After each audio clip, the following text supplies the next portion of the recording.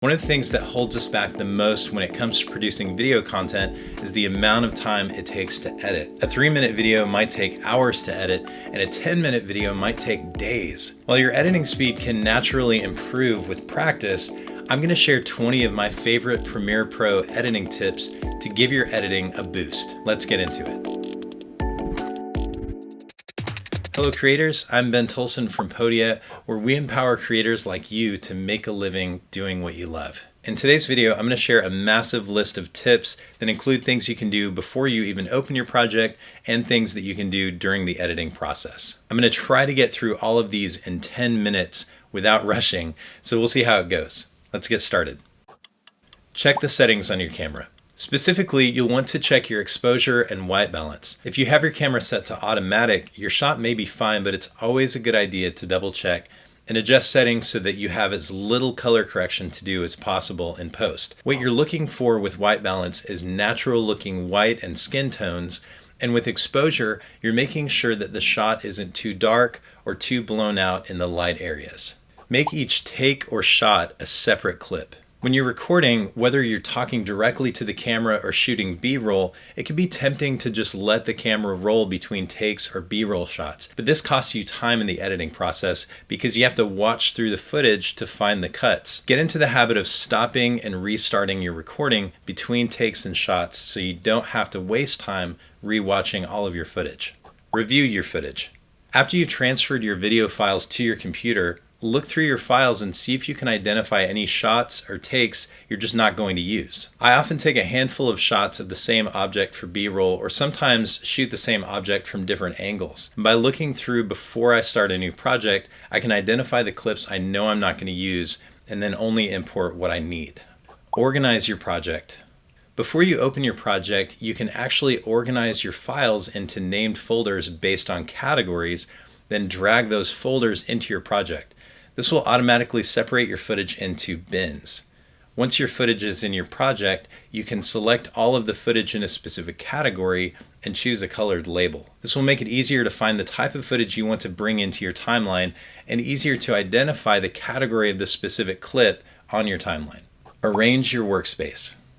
Premiere Pro has some predetermined layouts depending on the type of work you're doing, but you can actually custom design your workspace based on your personal preferences. Every module can be resized, repositioned, or even removed. And once you get your workspace how you want it, you can save it as a new workspace so that you can easily recall that layout whenever you're going to use it. Create a favorites folder for effects you plan to use regularly. If there are effects or transitions you tend to use multiple times during your editing process, create a favorites bin in your effects window and drag those effects into it. This way, instead of having to collapse or expand your effects and transition bins multiple times, your favorite effects and transitions are quick and easy to find.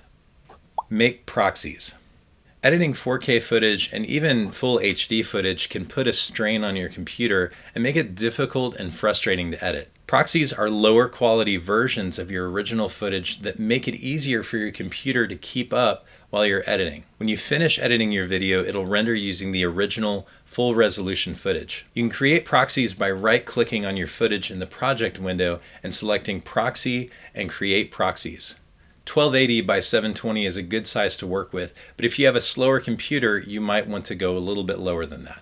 To make sure your proxies are being used, you may need to click the plus icon in the lower right of your program monitor and drag the proxy icon over to your other tools. When the icon is blue, that means your proxies are active and you can edit with ease. Build an assets library. If there are graphics, logos, icons, or audio clips that you use regularly, create a bin specifically for those assets so that you can easily find them. Just click on the new bin icon in the project window and drag in your assets, or organize them into a folder on your computer and drag the folder into the project window. Save your project as a template. If you tend to have the same format or use the same elements for your videos, you can save yourself setup time by saving a template. While Premiere Pro doesn't have a template function, you can just name your file template. When you open your template file to start a new project, just remember to save as your new project name right away so that you don't accidentally overwrite your template. Use an adjustment layer for color correction. If you've used the method of color correcting a clip and then copying and pasting that effect to other clips in your timeline, you can save time by not color correcting the clip in the first place. Let me explain.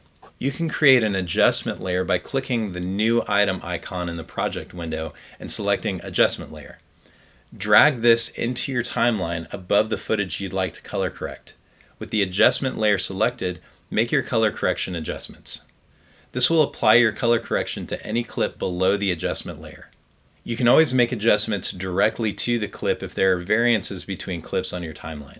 This also works with some of the effects and can be a huge time saver.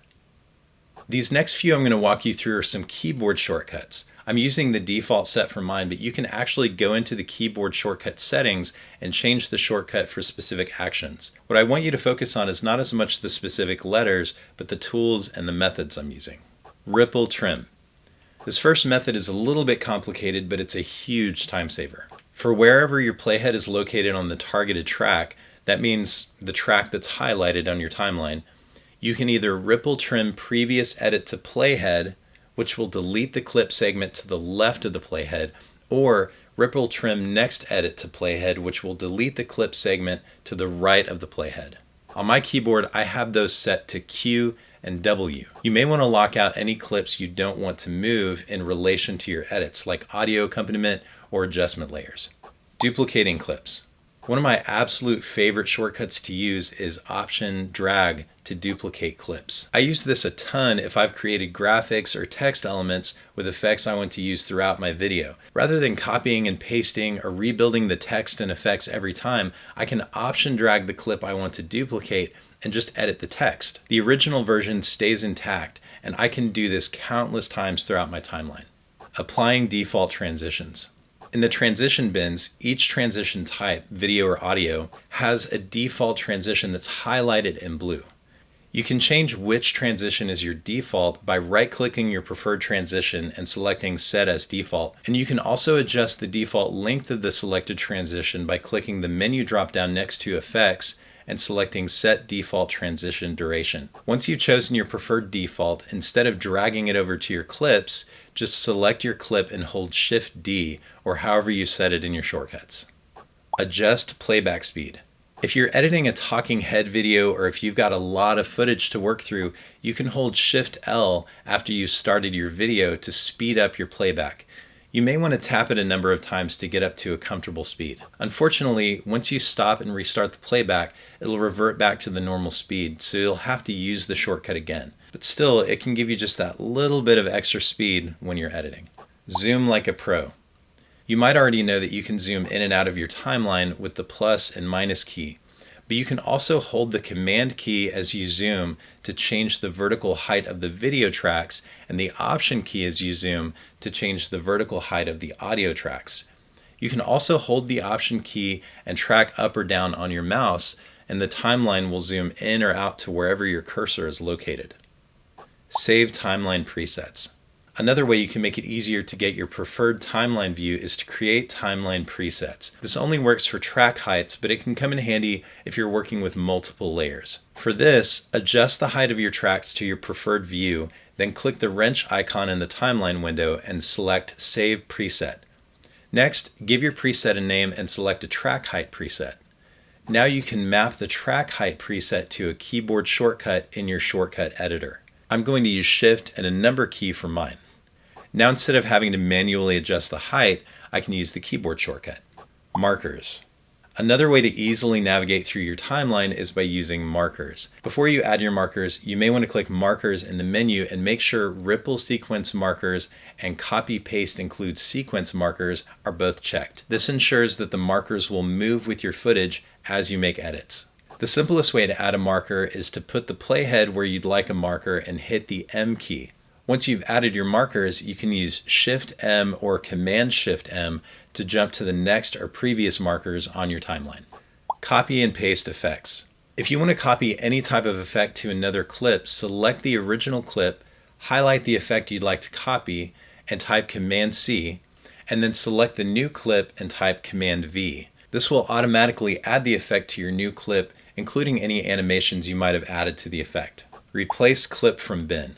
This can be a fun trick if you've got graphics or video clips you've already added effects to, but would like to replace without having to redo all of those effects. In your project window, click on the new graphic or video clip you'd like to use.